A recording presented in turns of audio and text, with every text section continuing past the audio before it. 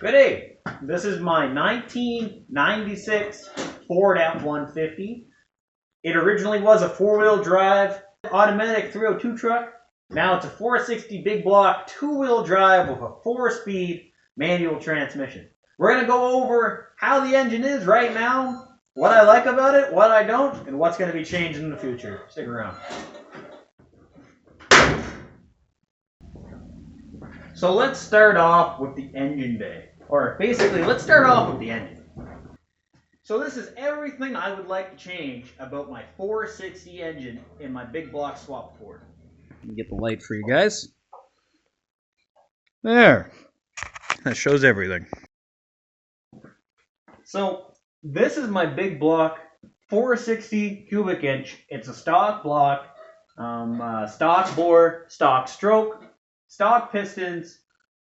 Basically, the entire long block on this truck is stock. It's stock for a 1985 F350. The 1985 trucks, they run DuraSpark. It's a DuraSpark box. It's an electronic Ford ignition system. Anyway, that's deleted. When I started out, I was more familiar with points.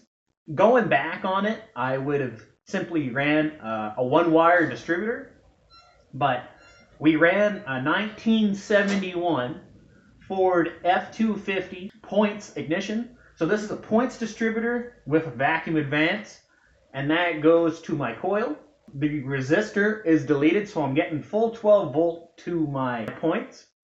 Now, you're going to burn out your points a lot quicker. Points are $2. So whatever. You get a little bit more spark energy out of it. I can fudge a little bit more performance, maybe get half a pony.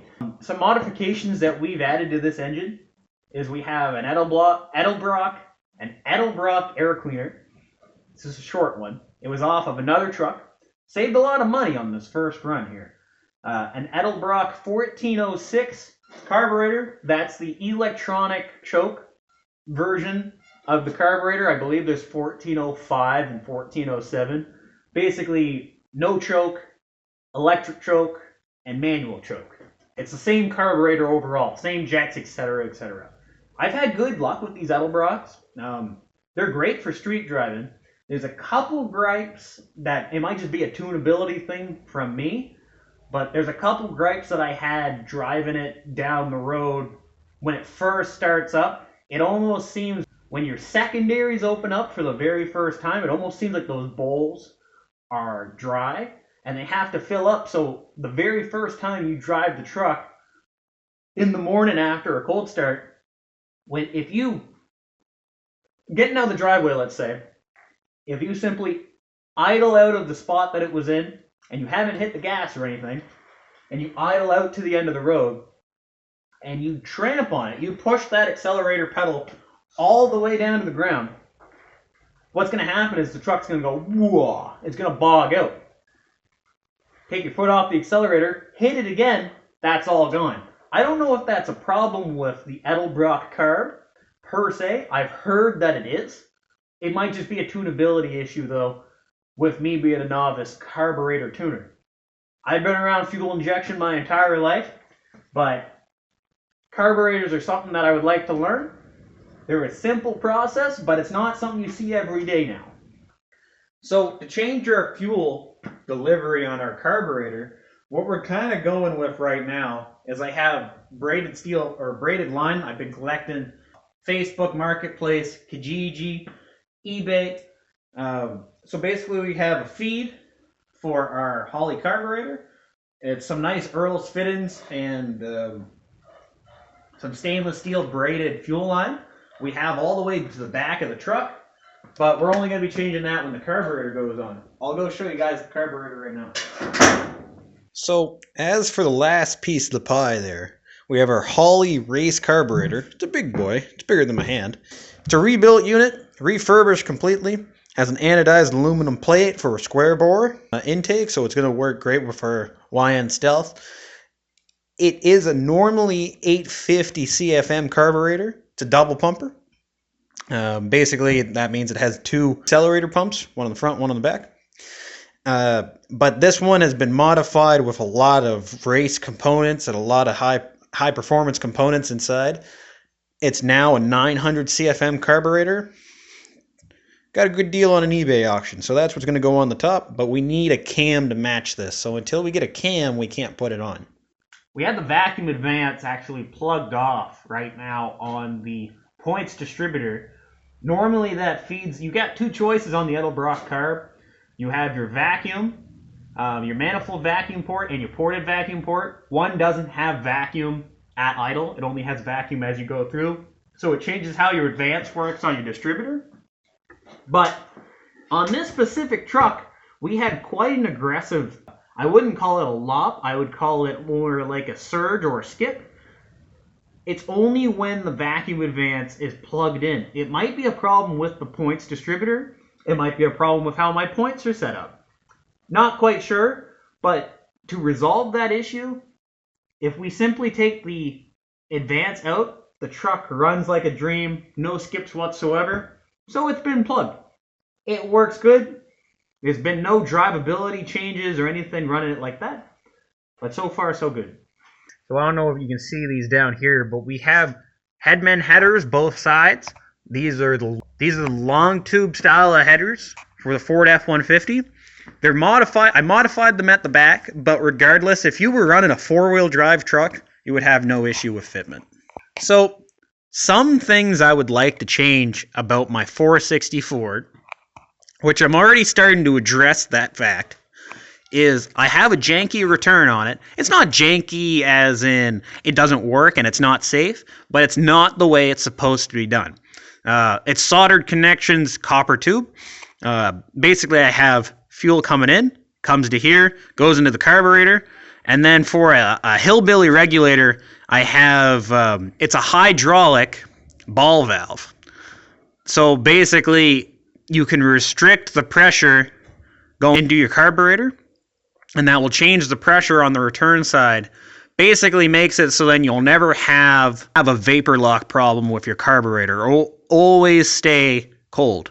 Right now, we actually have it just cracked open slightly, so I don't know what pressure that would be.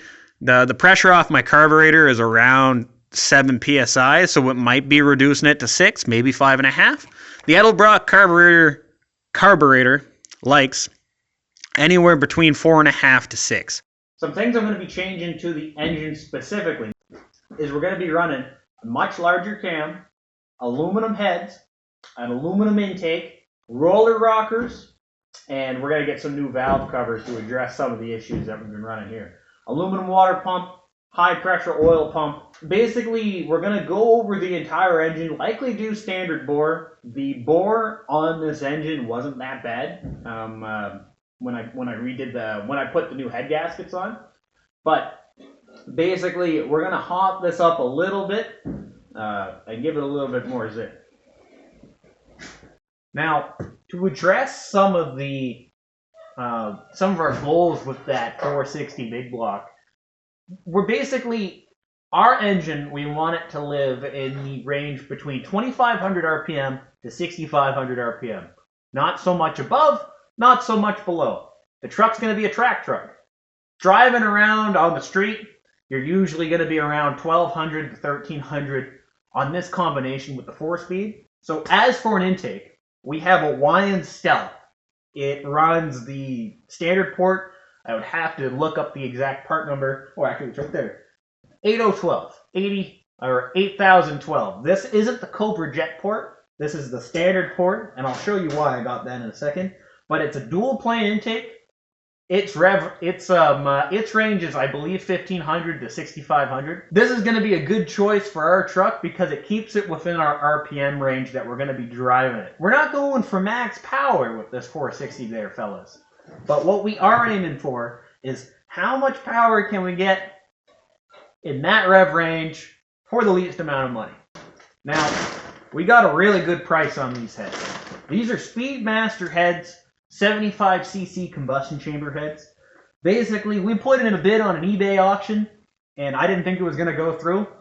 It was during Christmas, I guess right after Christmas, I guess a lot of people didn't have any money, because we won the auction. Well, anyway, we got a set of Speedmaster heads, 75cc combustion chamber. There's a couple cheaper options that you can go with. You can go with a Dove C head, the C8 head. They're 75cc, but this head's light. It's aluminum, full cast. We're saving a lot of weight on this head. Oh yeah, that's nice. Looks good. It's gonna shave, I don't know how much weight from the aluminum heads, the aluminum intake, eventually the water pump, etc., from the front end of that truck. The engine weighs basically like 700 pounds. If we could shave 200 or 150 pounds off that engine bay, combined with our Crown Vic swap, we're going to weigh about as much as a small block Ford two-wheel drive truck on our front end if we ran over the scales, which I'm happy with. Big block power, small block weight, sounds good to me. So yeah, that's what we're kind of thinking for the engine build right now. Whenever we get all the parts, I'll go over them again. But we're trying to get as less weight up front on this big truck that we can, so it can corner work her down.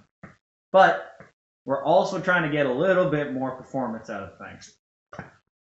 Who knows if it's all going to work out, but there's only one way to find out. That's when all the parts go together to make one engine.